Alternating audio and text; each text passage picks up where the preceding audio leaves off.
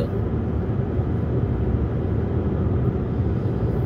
এখন আমরা কাঞ্চন ব্রিজের এখান থেকে উঠলাম, সোজা চলে যাচ্ছি গাজীপুর চৌরাস্তা, বগুড়া বাইপাস। বগুড়া বাইপাসে আমাদের টুল সেন্টার আছে, টুল সেন্টার থেকে আমরা বের হয়ে গাজীপুর শহরের দিকে চলে যাব। তাই আমাদের এই ভিডিওটা মাত্র শুরু করলাম, দেখা যাক কয় মিনিট নাই।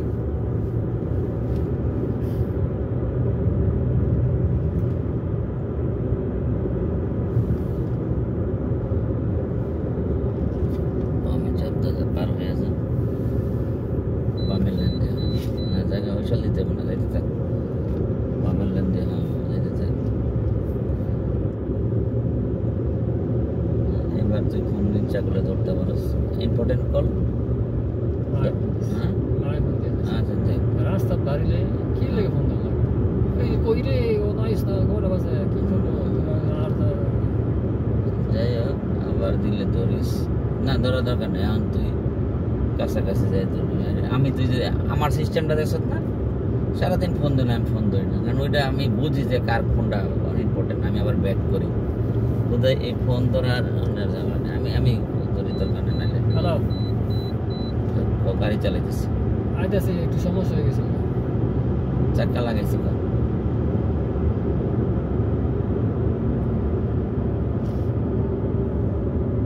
এই জিনিসগুলো ফোনে কথা কেউ সমস্যা হয়ে গেছে। হ্যাঁ হ্যাঁ হ্যাঁ ফোন দে। আরে তো করে ঝটপট কাট, কিন্তু পরে কথা কোন যাবে, নানান কথা জায়গায় কি হয়েছে না হয়েছে এত কথা দরকার আছে। হ্যাঁ তোর গাড়ি এখন কিন্তু এইভাবে শাকিং করে না, তাই না? যেরকম গাড়ির এই টুটা ফুটা গাড়িটা আমরা এই যে যেমন এক বছর আমরা 3-4 দিন আমার কাছে গেলাম, তাই না? এটা ফুল গাড়িটা একটা চেক আপে নিয়ে গেলাম আমরা। এটা বলে কার হসপিটাল হিসাবে, আমরা কার ডক্টর হিসাবে রনি রেগে আমরা জানি। তাহলে আমাদের মাঝে মাঝে অন্তত 2 মাস 3 মাস পর হইলো একটা ফুল চেক আপে যাইতে, এই গাড়ির কোনো ঝামেলা আছে কিনা চেক দিই। এই জন্যই গাড়ির বড় বড় সার্ভিসিং সেন্টারে বড় লোকে গাড়ি ঢুকাই দেয়, 1 লাখ 1.5 লাখ টাকা বিল করে গাড়ি নিয়ে আসা করে। কারণ তাদের গাড়িটার দাম হলো 2-4-5 কোটি টাকা।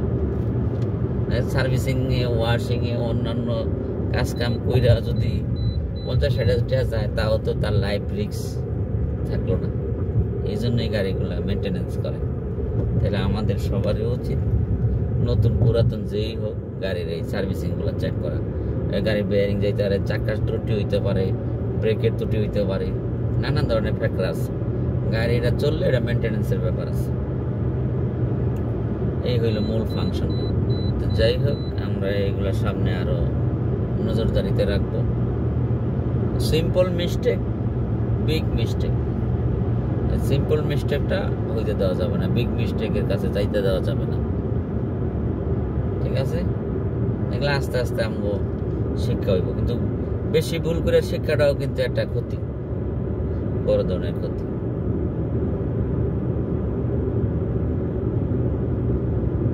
হ্যাঁ, গেল 1-1.5 মাস হয়তো আমি তোর লগে যে আজকে উঠলাম না, এর আগে জানি কই গেলাম আমরা, ওই যে বিয়ের আগে একবার গেলাম কাপাসিয়া, এই তো তাতে 1-1.5 মাস। তো যাই হোক, আমিও যেহেতু জিনিসটা বুঝলাম, এখন আমি ড্রাইভিং ঠিক আছে, ড্রাইভিং ঠিক আছে, 100% ঠিক আছে। আগে 90 বলছিলাম, এখন 100 বললাম। সেফ ড্রাইভ ঠিক আছে। আর একটু ওই যে মোবাইল গাড়ি ড্রাইভের সময় ধরা যাবে না, সাইলেন্ট মোডে রাখতে হইব। আর অ্যাবসেন্ট মাইন্ড করা যাবে না, মানে মোবাইলের দিকে নজর দেওয়া যাবে না, কেটা কইতে ফোন দিল না দিল। অন ড্রাইভে থাকলে রিসিভ করা যাবে না। ইমার্জেন্সি একটা মৃত্যুর সংবাদ আইতে পারে, ওইটা শুনে মানুষ আপসেট হয়ে যায়। অনেক ড্রাইভার এই জন্য গাড়ি মোবাইল সাইলেন্ট করে রাখে, গাড়িতে নাই। রিস্ক পিরিয়ডটাতে আমরা না যাই। অনেকে বুঝে না, আমি গাড়ি চালাইতেছি, সে ওইখান থেকে তো আর জানলো না যে আমি অন ড্রাইভে আসছি। সে তো আমার কয়ে দিল, এই তোর এক চাষা মরে গেছে, এনতা আমি অক্কার মার টক্কার, বিপদ। এগুলো করা যাবে না। ইভেন আমি আমার ফ্যামিলি মেম্বারদের বলছি যে আমি যখন বাইরে থাকি তখন আমার ফোন দিতে হইলে আমার ওইভাবে আগে জিজ্ঞেস করে লইতে হবে আমি কোন পজিশনে আছি, কি করতেছি, তারপরে আমার কোন কথা বলা লাগবে না বলা না। এইসব বিষয়গুলো আমরা আগে থেকে টিচ দিয়ে রাখি, যাতে আমাদের প্রবলেম না হয়। ঠিক এরকম সবারই এটা মেনে চলা উচিত। আর আমিও দেখা গেল যে গাড়ি ড্রাইভ করে কারণে ওই রকম ফোনে তার নক করি না, জিগাই না, এই কিরে কই, এগুলো করা যাবে না। এই যে তুই হয়তো খেয়াল করছো, এই তোর লোকে সারাদিন চলাতে আমি তো গাড়িতে বসে কারো লোক ওইভাবে কথা বলি নাই। বা একজন ড্রাইভ করতেছে, তার পাশে বসে আরেকজন মোবাইলে প্রচুর গেজাইলো, নানান কথা বললো, এটা ড্রাইভারের পেইন। এসব পেইন দেওয়া যাবে না। গাড়ির চালানোটা এটা একটা আর্ট, এটা এবং সেফ ড্রাইভ, এবং এটা লাইফ রিস্ক আছে। একটা গাড়ির মধ্যে 5-10 জন লোক থাকে। একটা বিমান চালানো যেমন লাইফ রিস্ক, একটা গাড়ি চালানো তার চেয়ে কম না।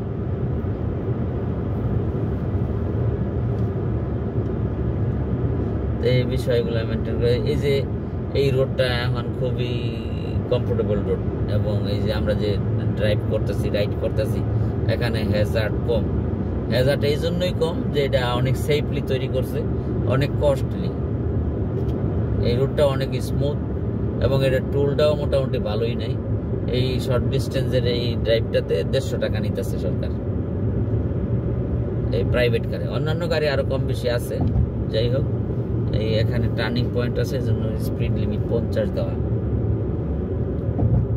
এটা আমরা পার হচ্ছি যে জায়গাটা, এটা উলুখুলা বাজার পার হচ্ছি সম্ভবত, বা মিরের বাজার এলাকা ক্রস করে। হ্যাঁ, অলরেডি মিরের বাজার ক্রস করলাম এই মাত্র। তো যাই হোক, এই সেফ ড্রাইভে মোটামুটি ওইভাবে বোঝা যায় না, রাস্তাটা অনেক স্মুথ। আমরা 5-6 মিনিটে মিরের বাজার আইসা পড়ছি, হয়তো আরো 5 মিনিটে আমরা চৌরাস্তা চলে যাব ইনশাল্লাহ।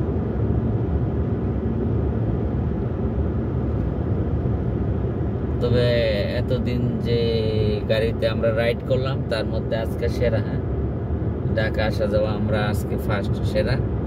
এই জন্য সেরা যে আমাদের খুবই শর্ট টাইম লাগলো এই সড়কগুলো ব্যবহার করাতে। আমরা গাজীপুর ঢাকা বাইপাস যেটা, এটা ব্যবহার করলাম, আর 300 ফিট ব্যবহার করলাম, যাতে করে আমাদের যাতায়াতে আপ অ্যান্ড ডাউন 1 ঘন্টা গেল। ওখানে আমরা সময় কাটাইছি, এটা লং ডিস্টেন্সে গিয়ে সময় কাটাইছি, কিন্তু আমাদের ড্রাইভিংয়ে আমাদের 1 ঘন্টার বেশি লাগে না ঢাকা আসা যাওয়া। এটা একটা ইতিহাস। নাদিম, কি সত্য না?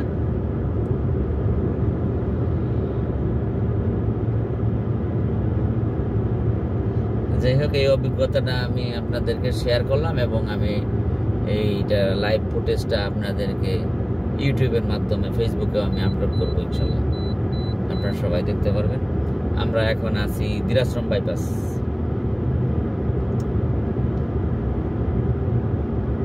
তবে এটা টোল সিস্টেমটা ভালো লাগলো, যে একটা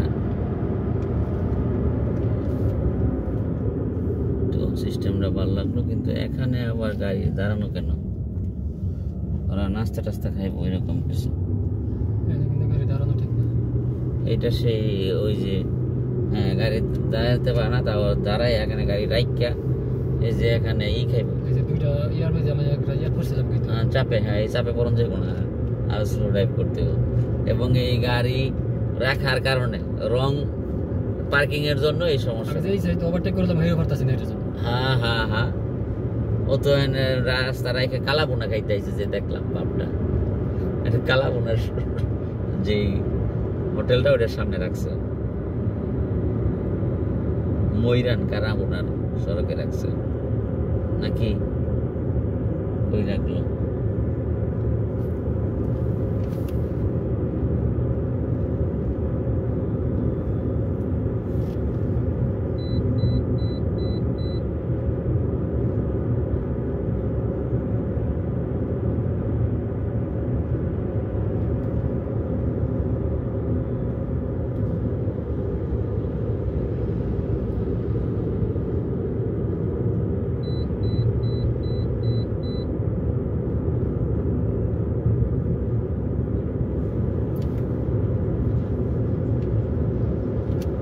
রাইট সাইড দিয়ে পাসিং হয়ে গেছে আমাদের গাড়ি কাছে।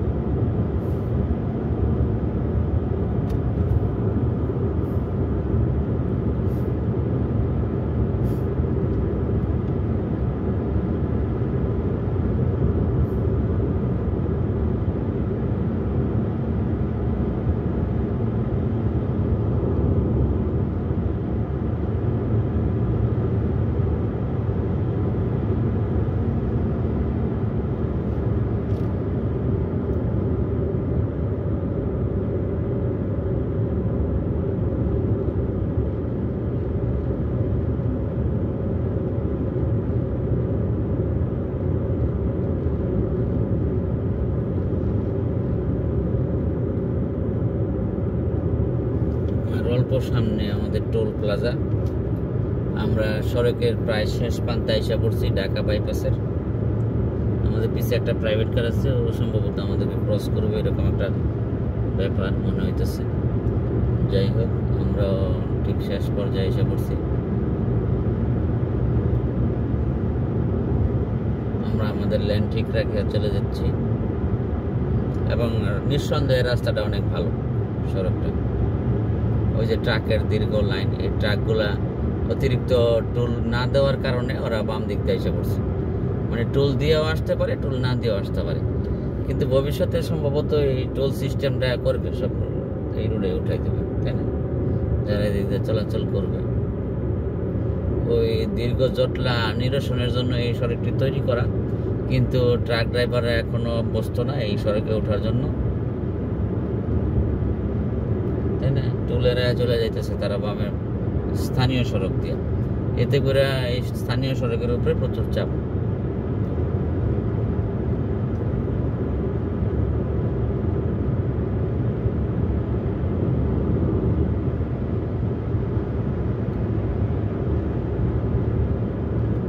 যে গাড়িটার কথা বলছিলাম যে ও হয়তো আমাদেরকে ওভারটেক করবে, সেটা কইরা চলে গেল।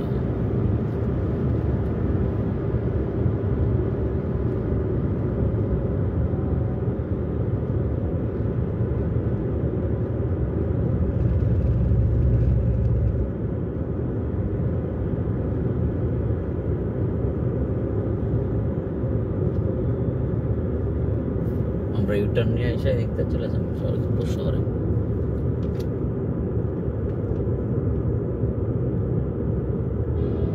টোল আমাদেরটা সামনে, এটা হইল রাইট সাইডের টোল। আমরা এখন জয়দেবপুর বগুড়া বাইপাসের নিকটে এসে পড়ছি। সবাইকে ধন্যবাদ। আমরা এই টোল প্লাজার সবচেয়ে কাছে।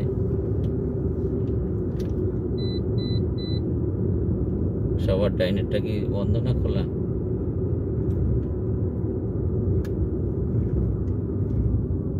এটা খোলা, এটা খোলা, সামনের ডাইনেরটা বন্ধ। এইটা হইল সেই টোল প্লাজা। এটা ভিআইপি সড়ক দিয়ে আসলে এটা মোটামুটি ভালো একটা জায়গা।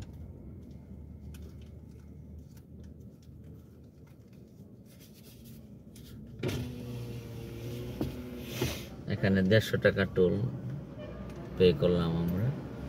ওইরা সামনে যায়, ডাইন দিকে ইউটার্ন নিয়ে চলে যাব।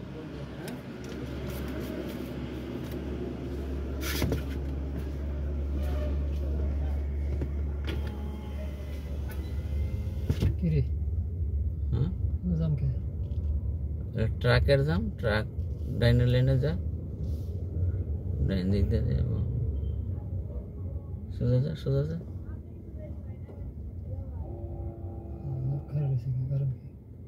না ওরা মজা পেয়েছে। কোন সাইডে খারাপ হয়েছে?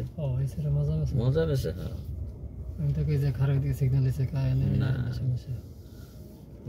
আমরা ওই সামনে যাই, ইউটার্ন লই দিকে আমরা যোগীতলাতে আমার বাড়ির সামনে দিনাজপুর রোডে ওইটা ডাইরেক্ট যাবি।